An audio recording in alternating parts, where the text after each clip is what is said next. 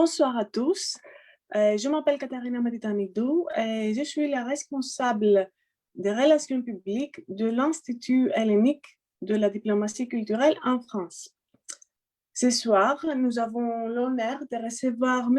Theodoros Papaioannou. Bonsoir, M. Papaioannou. Bonjour Katerina, ancienne amie à moi. On était ensemble à l'université du Pirée. Vous avez raison. Merci beaucoup pour cette invitation et bravo pour cette initiative qui, je crois que votre institut est porteur du soft power grec. C'est nous qui vous remercions. Donc, né en 1986 à Athènes, M. Papaioannou a vécu aussi en France. Après sa licence à l'Université du Pirée en Grèce, dans le domaine des études européennes et internationales, il a suivi un master en relations internationales à l'Université Paul Valéry Montpellier III. En 2017, il a soutenu sa thèse doctorale intitulée Narkis, une création de Prométhée, l'impact libérateur et anesthésiant d'Internet sur la nouvelle génération grecque, qui tente de comprendre. Excuse-moi, tu vois, le titre nous introduit dans le monde de notre débat, je crois, non? Oui, c'est vrai, tout à fait. Les archétypes, Narcisse et Prométhée, les notions, voire idées qui incarnent ces deux archétypes, et comment on peut interpréter notre réalité contemporaine, moderne, technologique, à travers le prisme de ces archétypes mythologiques et philosophiques. Oui, excusez-moi pour cette parenthèse. Non, non. Donc oui, la thèse tente de comprendre comment les membres d'une société donnée, en l'occurrence la Grèce, appréhendent les médias technologiques sur un plan pratique et théorique et comment ils sont ensuite influencés, voire transformés par la manière dont ils l'utilisent. Parallèlement, pendant ces années d'études, il a publié un recueil poétique intitulé Promenade dans l'immatériel, ainsi qu'un roman L'autre meurt. La synergie entre la pensée scientifique et l'expression poétique est la caractéristique principale de son œuvre. Aujourd'hui, il est directeur des affaires académiques à Study in Greece, le projet officiel de la Grèce qui a pour mission l'internationalisation des universités grecques. Cette initiative est soutenue par le ministère de l'Éducation, le ministère des Affaires étrangères et le ministère du Tourisme. Monsieur Papaioannou est également rédacteur du journal numérique grec respublica.gr. Alors, aujourd'hui, nous allons analyser le concept de hellénisme d'un point de vue plus philosophique. Ça veut dire que nous allons parler des éléments provenant d'une sphère abstraite, mais qui en même temps se reflètent clairement dans le devenir historique. Au-delà du concept d'État-nation, la Grèce, ou Hellas, constitue une catégorie ontologique. Ce paysage à la fois naturel et idéaliste, qui a donné naissance à la civilisation hellénique, nous dicte une poésie de la vie, voire une proposition existentielle. Quelles sont les idées principales qui ont façonné l'esprit de la nation-civilisation hellénique en guidant ses pas dans l'histoire? À quel point cette partition d'idées a-t-elle influencé la civilisation universelle et comment peut-elle inspirer le monde actuel? Je vais alors commencer par la première question. Donc, quelles sont les idées principales qui ont façonné l'esprit de la nation civilisation hellénique en guidant ses pas dans l'histoire? Merci beaucoup encore une fois, Katerina. En ce qui concerne la Grèce, comme idée, tout d'abord, je ne sais pas si on va analyser. Notre approche sera plutôt plus poétique que analytique concrète. OK. Donc, on va jouer aussi la partition des archétypes et des idées abstraites. En ce qui concerne la Grèce, ou Hellas, parce que on a deux noms, il y a la nation grecque avec sa propre histoire et la civilisation grecque qui, qui est étroitement liée à cette nation, mais elle est porteuse d'une ontologie, une cosmothéorie, une philosophie. Donc, c'est un concept qui dépasse, qui se libère de la nation et du pays. Alors, quelques caractéristiques de la nation, tout d'abord de grec. Dans la diachronie de cette nation, à mon avis, je ne sais pas si tu es d'accord, si tu seras d'accord, les Grecs, nous sommes expressionnistes et classiques à la fois.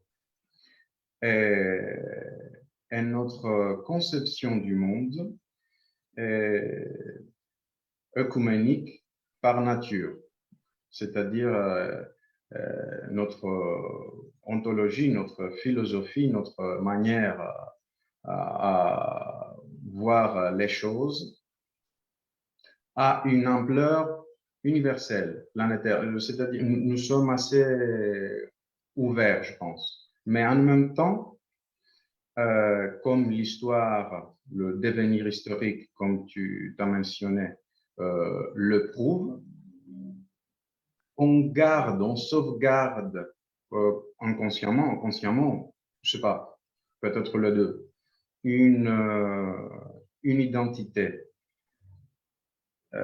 stable et un mouvement. Alors, notre approche aujourd'hui rassemblera une œuvre artistique qui pose des questions. Ce n'est pas du tout un système qui s'impose, mais on va parler de la Grèce, de cet aspect hellénique, comme un livre poétique qui nous inspire ou une symphonie musicale qui nous enchante. Alors, tout d'abord, nous devons expliquer qu'est-ce qu'est l'ontologie. Ontologie, mot hellénique, provient du logos, qui est on, o logos tu ondos, c'est-à-dire c'est la réflexion, la pensée sur la nature de la réalité. Il y a plusieurs types de réalités. La réalité politique, on a l'ontologie politique. La réalité philosophique, on a la réalité philosophique. La réalité biologique, on a l'ontologie biologique. Alors, d'où émerge une ontologie? Comment une ontologie est fabriquée, construite? Laisse-moi lire un extrait du grand philosophe français, moi je l'admire, c'est Gaston Bachelard, qui met l'accent sur la façon dont le paysage naturel, l'environnement naturel, la nature,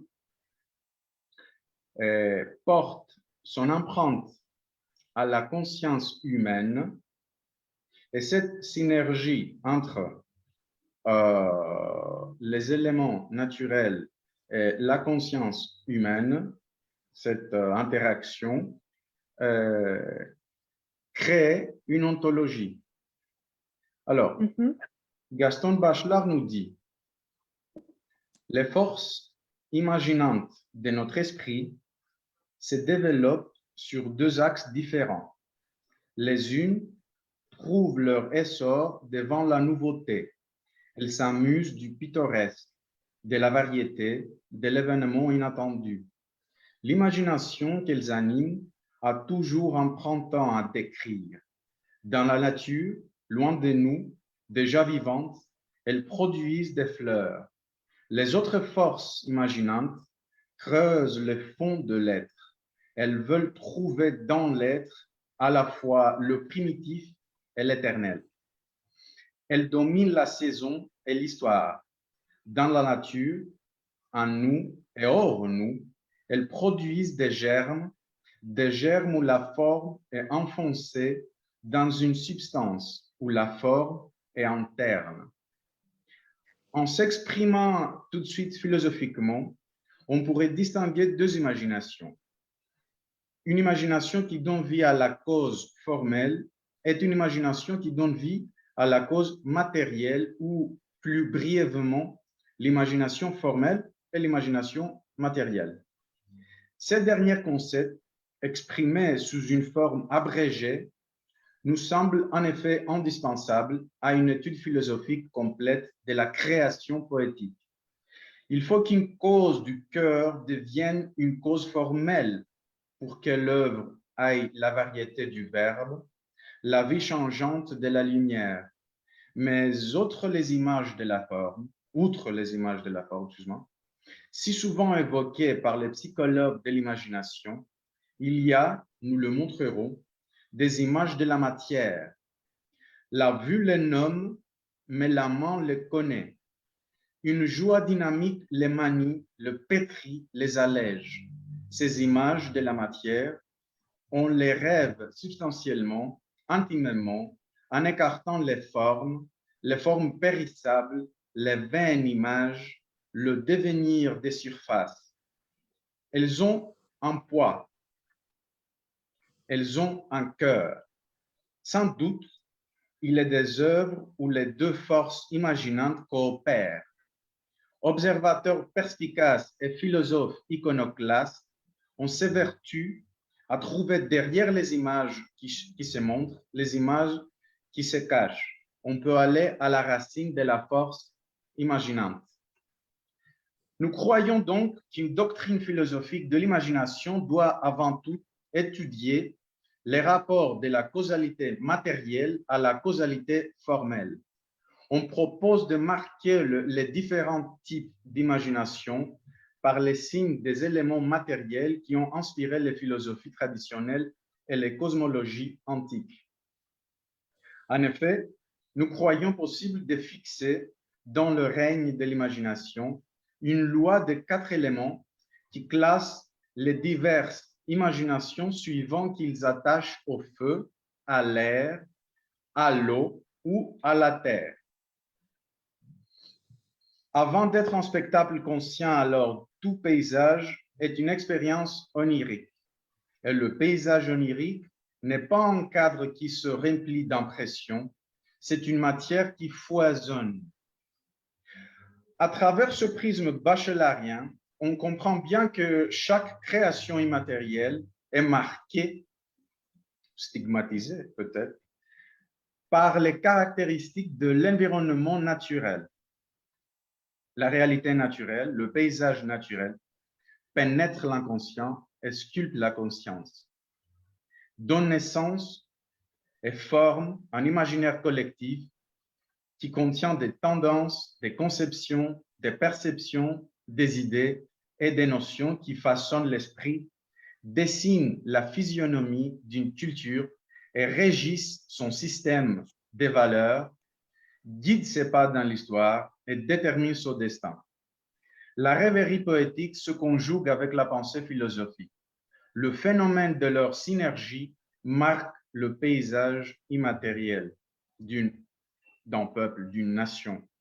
d'un concept de civilisation.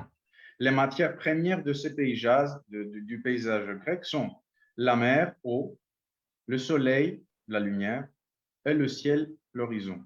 Et on va voir après, si on aura le temps, comment ces matières premières se cristallisent sur la figure fictive, mythologique, qui qui incarne des idées principales de ce qu'on appelle hellénisme, civilisation grecque. Alors, maintenant, je vais donner l'exemple de la mer. Est-ce que tu as une question jusqu'ici? Non, non, Okay. continuez. Parlons de la mer et de son comportement, caractère, par exemple, comme créatrice des archétypes et des notions qui forment l'imaginaire collectif et une ontologie, l'ontologie hellénique. Alors, il y a plusieurs visages de la mer. C'est la mer tempête, conflit alors, la source du conflit. Les Grecs étaient avant tout des praticiens du dialogue. Ils concevaient la connaissance comme un processus ouvert qui s'accomplit et se développe sous forme de discours et contre-discours. Les Grecs appartiennent à une culture de la querelle, une culture de la compétition. L'agonal, le compétitif, la volonté d'être toujours le premier, tout cela est profondément gravé dans cette culture hellénique. Cette forme de culture de la compétition athlétique, qui est aussi notamment physique, est subordonnée au dialogue. Les Grecs ont toujours une pensée compétitive. Le politique est aussi issu de cet environnement de conflit. Le schème thèse, antithèse, synthèse, qui est la base de cette ontologie politique, si tu veux, grecque, et, à mes yeux, et à travers ce prisme bachelarien, a une relation avec le phénomène, le visage, une version du comportement de la mer. Par conséquent, la démocratie aussi comme énergie et comme nature, avec l'argumentation, la tendance, le dialogue, le dialectique, la nécessité de gagner aussi l'autre, de persuader l'autre, ou de développer une argumentation qui va persuader le public, émerge aussi par cette réalité naturelle qui est la mer. Alors, la mer comme ouverture, communication, commerce. Les Grecs étaient des communicants interculturels talentueux. La singularité grecque est aussi étroitement liée à leur curiosité pour d'autres cultures, à leur propension à s'ouvrir à d'autres modes de pensée et à les mélanger de manière autonome.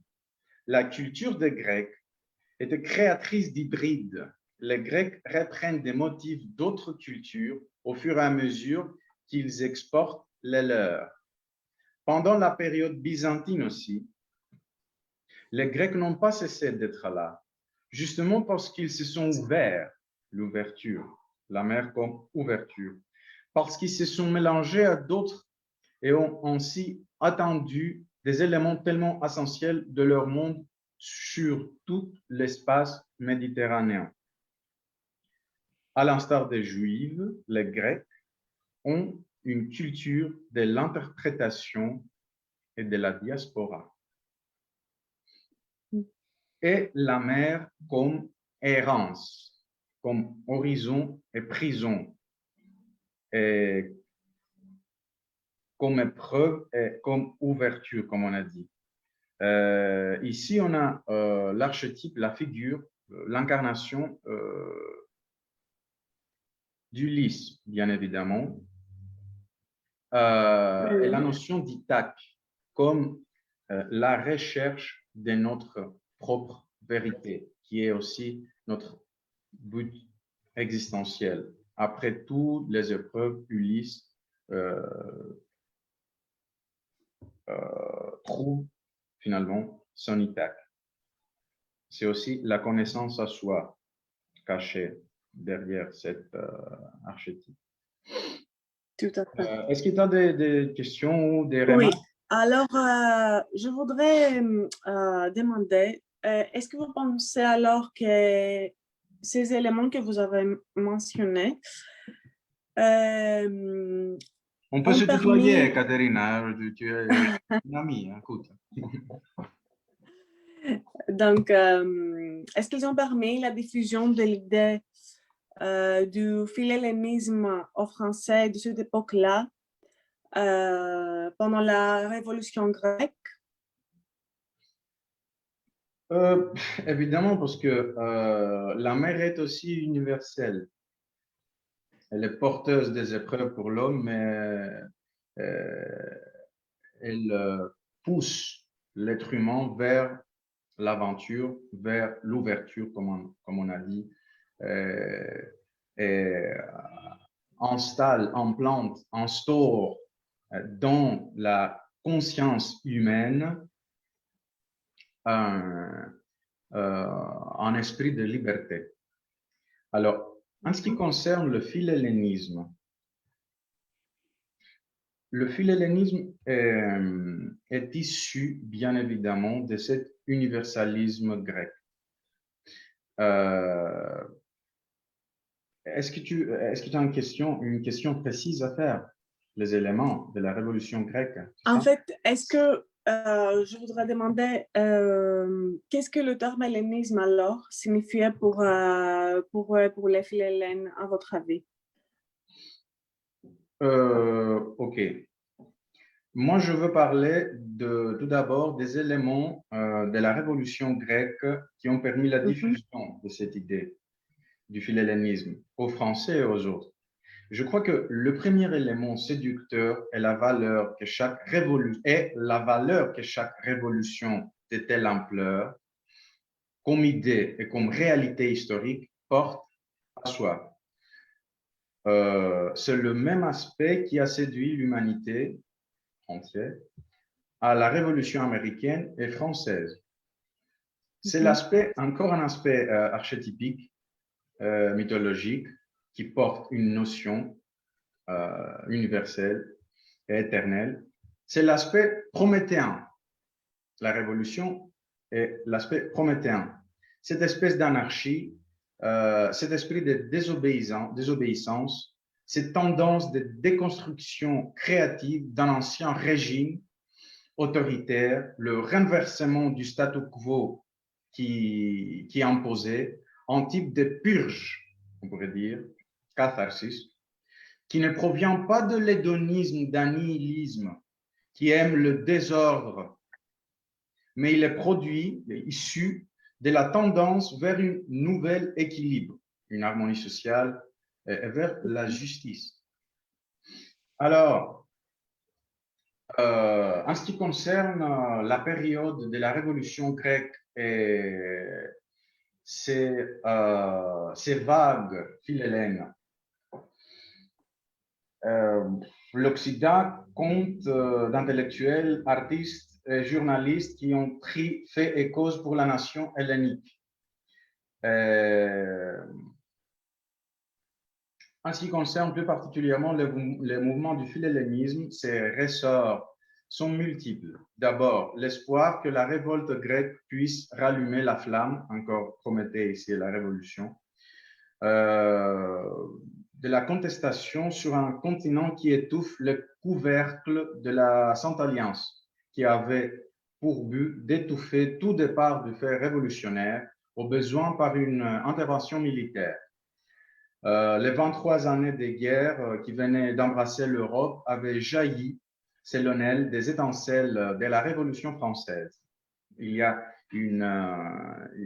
un très fort lien entre la Révolution française et la Révolution grecque, parce que Grec. les deux ont été des tendances prométhéennes pour ces régime change, changement de régime en Europe. Donc, on a en dialectique conflictuelle entre le régime des Cent Alliances, le statu quo imposé, et les révolutionnaires grecs ou français ou en Amérique aussi qui promeuvent une nouvelle ontologie, encore une fois la notion de l'ontologie politique, un changement de paradigme, changement de civilisation. Alors, donc, le premier élément moral à moi, c'est l'immobilité, admet Clemens von Metternich, le principal gardien du dortoir européen, chef du gouvernement autrichien et âme véritable de la Sainte Alliance, qu'il a élaboré une politique conservatrice en faisant le conservatisme sa religion. On connaît bien. Plus jeune, quand il était ambassadeur de l'Autriche en France, il a écrit à propos de ce pays, la France, la grande fabrique des révolutions, la caverne d'où sort le vent qui souffle la mort sur le corps social.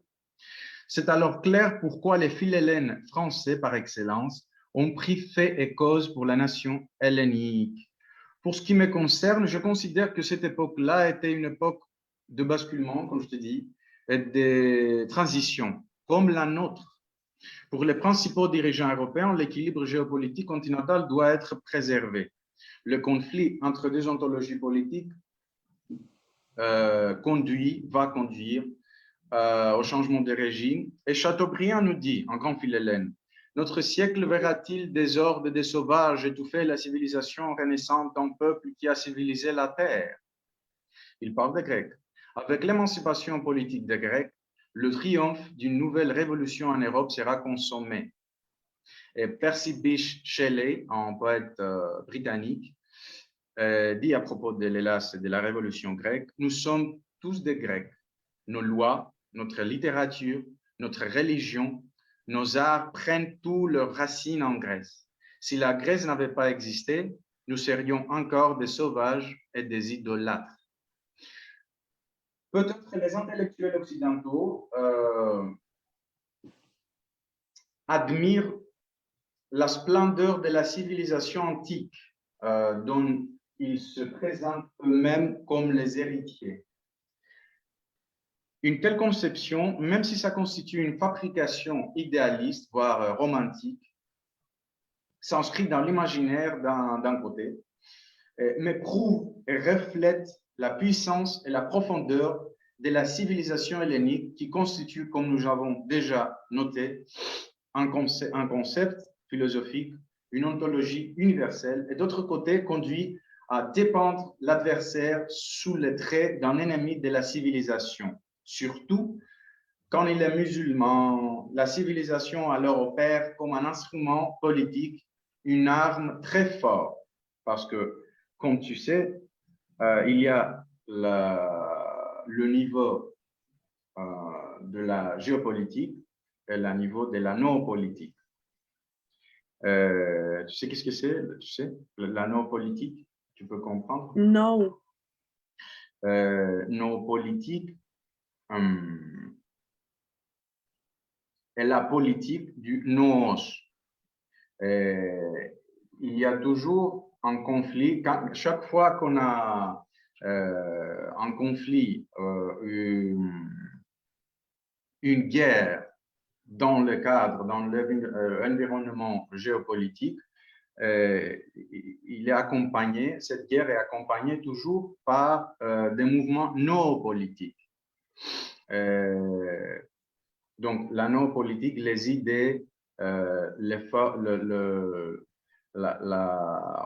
tendance d'inspirer ou d'impacter l'autre à travers les idées, la civilisation, même l'art, font partie de la non-politique, qui est toujours étroitement liée avec la géopolitique. Donc, je crois que la civilisation hellénique a opéré comme une arme de non-politique pour accompagner la réalité géopolitique. Je ne sais pas si j'ai répondu D'accord. à ta question. Mais oui, mais je voudrais te demander alors, est-ce que tu penses que les Philhellènes, ils ont un peu idéalisé la Grèce? Euh, Tu veux dire la réalité grecque dès l'époque qui était beaucoup plus misérable que leur paysage onirique grec. Oui, oui, voilà. Oui, comme je te dis, oui, je pense qu'ils avaient une image romantique idéaliste, mais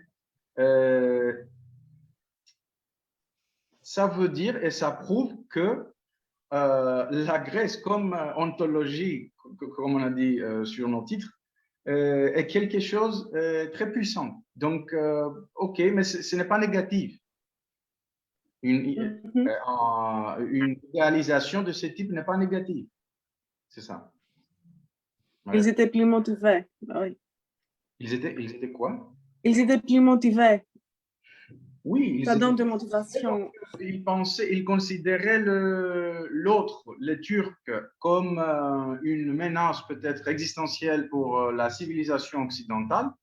Et ils avaient une admiration profonde pour la source, la base solide, le socle de leur propre civilisation occidentale, la Grèce alors. Mhm. D'accord. Donc, Euh, la civilisation constitue une arme, un instrument très, très fort, non politique et géopolitique, même aujourd'hui. c'est vrai. C'est ça que vous faites aussi, non? Institut Oui, de masse. bien sûr. Euh, j'aimerais bien qu'on parle aussi pour le monde actuel. Mhm. Donc, comment le système de valeurs et l'idée de l'hellénisme pourrait nous inspirer à l'ère de la quatrième révolution industrielle? Ouais, ça c'est une question assez vaste, hein. C'est un sujet euh, crucial, Juste multidimensionnel, quelques idées, oui. plurifactoriel. Donc, actuellement, euh, on se trouve au pied de la quatrième révolution industrielle. Tout à Moyen fait, oui. Âge, Renaissance, Lumière, qu'est-ce que ça va donner? C'est une ère de transition, ça c'est sûr. C'est une ère qui est gouvernée, marquée par la surenchère technologie, la technologie, mot grec, hein, technologos, c'est la pensée matérialisée. Il y a des personnes qui parlent, des intellectuels, de scientifiques qui parlent d'un effondrement de la civilisation. On parle de l'absence du sens. Kostas Axelos, le grand grec, le grand philosophe grec qui était à Paris, Mhm. il disait que cette ère est globale, mondiale, errante, aplanissante et aplatissante, planificatrice, calculatrice et combinatoire. Et il voulait montrer que c'est une époque qui ressemble à l'ontologie grecque, diachronique, éternelle. Euh, Quelles sont les manifestations de cette transition? C'est la transition tout d'abord énergétique, euh, Mhm. c'est une question très, très cruciale, même menaçante. Mais aussi, c'est une manifestation de progrès en même temps. Euh, le changement climatique est une menace. On a l'intelligence artificielle qui Oui. prend petit à petit le relais. La menace nucléaire, bien évidemment. On a l'Internet, ce qu'on fait, porteur de cette valeur de l'Internet. On va avoir le 5G. Donc, notre rapport à l'espace et au temps change avec d'une rapidité vertigineuse. Tous ces sujets concernent le rapport de l'être humain au monde.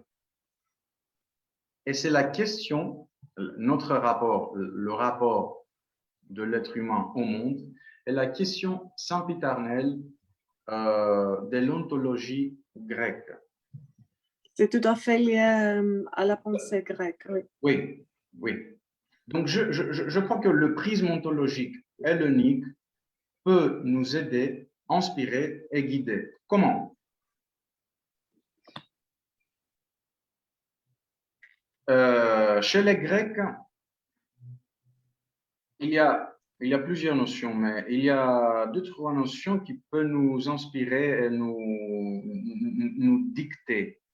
C'est la notion de même des innovations, ce sont des notions innovations. La mesure est le fait que l'homme est toujours le centre. Donc, l'homme n'est pas ou ne doit pas être manipulé par les fruits produits du progrès, mais le produit du progrès technologique, scientifique, etc., sont des moyens, des outils, oui. Des outils, voilà, pour qui nous guident, qui nous aident à l'évolution et à la vérité. Avec cet axe ontologique, on ne devient pas les otages manipulés par nos propres moyens, nos propres outils, mais on reste toujours Nous avons le contrôle. Oui, les origes, si tu veux, le iniofos. On a toujours le contrôle. L'homme est le sens de sa propre civilisation. Ce n'est pas la technologie ou la science qui donne le sens. C'est la conscience humaine qui donne le sens. OK. Ouais. Selon l'égyptologue Jean Assmann, nous vivons toujours dans le sillage de l'innovation grecque. Nous nous trouvons toujours dans l'espace de la raison apprivoisée. Et c'est cette raison apprivoisée qui peut nous guider dans le cadre de dans ce nouveau chapitre de l'aventure, de notre aventure comme des êtres humains dans l'espace et dans le temps. Comment? Les modèles grecs, il dit, portent leur empreinte sur tout l'art occidental. Cela vaut aussi pour les mathématiques et bien entendu aussi pour ce que nous appelons la philosophie. La pensée grecque est une pensée apprivoisée.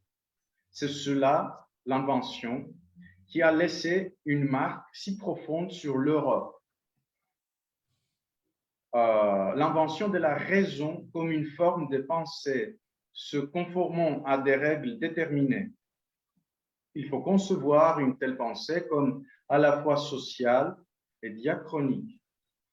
Pour les Grecs, la pensée est toujours liée à l'idée de penser plus loin, que jamais emprisonné, encerclé, enfermé dans la bulle d'une certaine manifestation de ta pensée, mais ta vérité se trouve au-delà.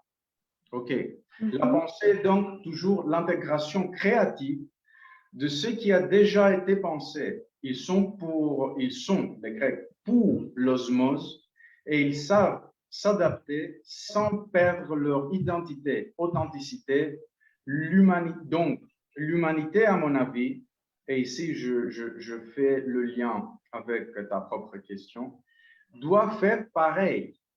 On doit rester humain sans être ni anachronique et conservateur, ni annihilé par nos propres moyens, par nos propres fabrications.